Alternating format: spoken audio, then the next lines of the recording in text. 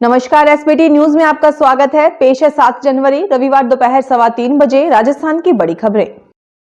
राजस्थान की भजन लाल सरकार अब एक्शन मोड में दिखाई दे रही है। मंत्रियों ने अपने कार्यभार संभाल लिए हैं और अपने अपने मंत्रालय और विभागों में बैठकों का दौर शुरू कर दिया है। शिक्षा मंत्री बने मदन दिलावर आज सचिवालय पहुंचे, जहां उन्होंने शिक्षा और संस्कृति विभाग के अधिकारियों के साथ परिचयात्मक बैठक की। इस बैठक के दौरान शिक्षा विभाग की 100 दिन की कार्य योजना पर भी चर्चा हुई। साथ ही मदन दिलावर ने साफ कह दिया कि कांग्रेस कार्यकाल के दौरान किताबों में जो कुछ गलत पढ़ाया गया, अब उसे सुधारा जाएगा। दरअसल मदन दिलावर ने अधिकारियों को निर्देश दिए कि पाठ्यक्रम में अगर कुछ गलत पढ़ाया जा रहा है तो उसमें बदलाव किया जाए। 2 और 2 को 5 पढ़ाया जा रहा होगा तो ऐसे विषयों को पाठ्यक्रम से हटाया जाएगा। राजस्थान सरकार के सभी मंत्रियों को विभागों के बंटवारे के बाद सहकारिता और नागरिक उड्डयन मंत्री गौतम दत्त पहली बार अपने जिले चित्तौड़गढ़ पहुंचे। यहां हर जगह उनका स्वागत सत्कार किया गया। इस दौरान उन्होंने सभी से 22 जनवरी को रामलला अयोध्या में विराजने को दीपावली की तरह सेलिब्रेट करने के लिए आह्वान किया है। साथ ही सहकारिता और हवाई उड़ानों के लिए चित्तौड़गढ़ को प्राथमिकता देते हुए आगे काम करने की बात कही है। दत्त का बीजेपी और टीम आक्या द्वारा अलग अलग स्वागत किया गया। सहकारिता मंत्री के आने पर पुलिस जाब्ता मौजूद रहा।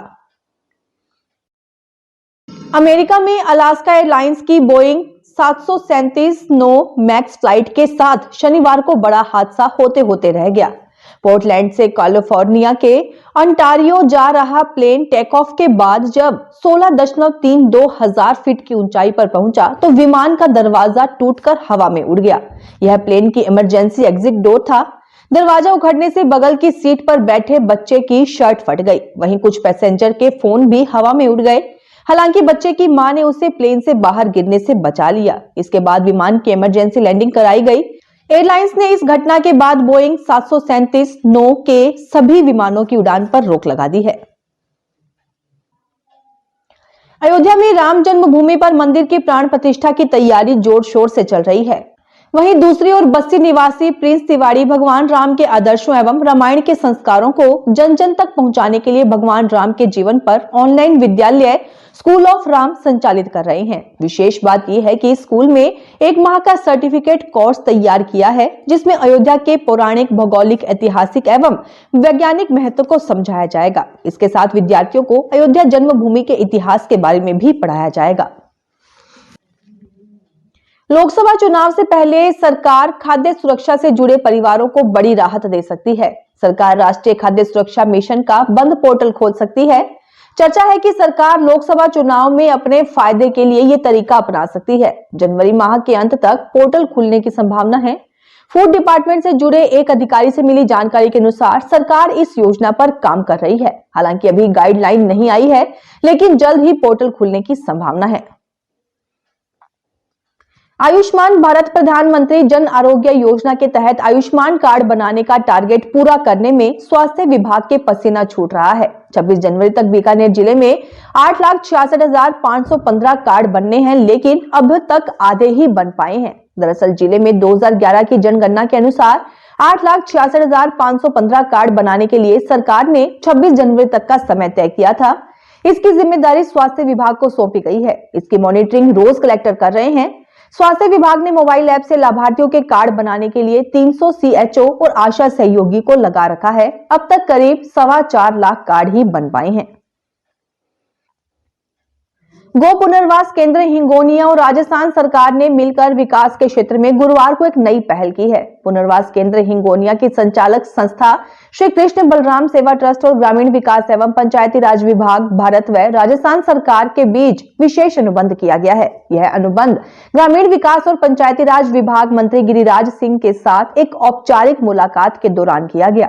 अनुबंध के अनुसार संस्था को गो पुनर्वास केंद्र हिंगोनिया की कुल 45 हेक्टेयर भूमि पर प्रधानमंत्री कृषि सिंचाई योजना 2 जल ग्रहण योजना के अंतर्गत स्पाइनलेस कैक्टस के प्लांट लगाए जाएंगे।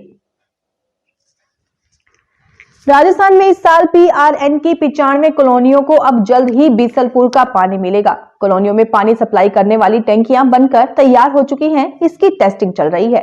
अधिकारियों ने इन कॉलोनियों में पानी के कनेक्शन करने के लिए उपखंड कार्यालयों को सूची और नक्शा भेज दिया है, ताकि जल्द पाइपलाइन से कनेक्शन हो सके। एईएन स्तर पर अब इन कॉलोनियों में पानी के कनेक्शन दिए जाएंगे। 95 कॉलोनियों में 295 करोड़ के PRN प्रोजेक्ट प्रथम के तहत पानी पहुंचाया जा रहा है। इसके तहत 60,000 घरों को पानी मिलेगा। उदयपुर शहर के फतेह सागर झील के पास आबादी इलाके में लेपर्ड आ गया। लेपर्ड को बाड़े और मकानों के पास देखा गया। लोगों ने डर कर चिल्लाना शुरू कर दिया। रेस्क्यू टीम के पहुंचने पर लेपर्ड झाड़ियों में छुप गया। इसके बाद पहाड़ी पर चढ़कर भाग गया। जानकारी के अनुसार देवाली इलाके में शनिवार सुबह एक खंडर नुमा बाड़े में लेपर्ड को देखा गया। देखते ही देखते भीड़ लग गई। लोग अपनी छतों और बालकनी से लेपर्ड को देखने लगे।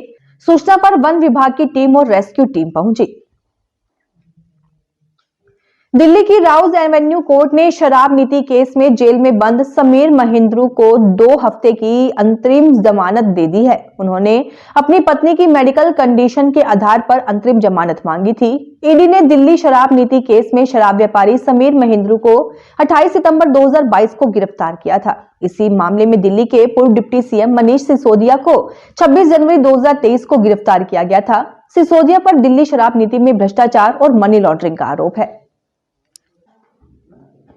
अखिल भारतीय खटीक समाज के राष्ट्रीय प्रधान महासचिव सीपी महिंद्रा ने राजस्थान के उप मुख्यमंत्री डॉक्टर प्रेमचंद बैरवा से सचिवालय में शिष्टाचार भेंट कर खटीक समाज के लिए हॉस्टल की भूमि आवंटित करवाने के लिए आग्रह किया।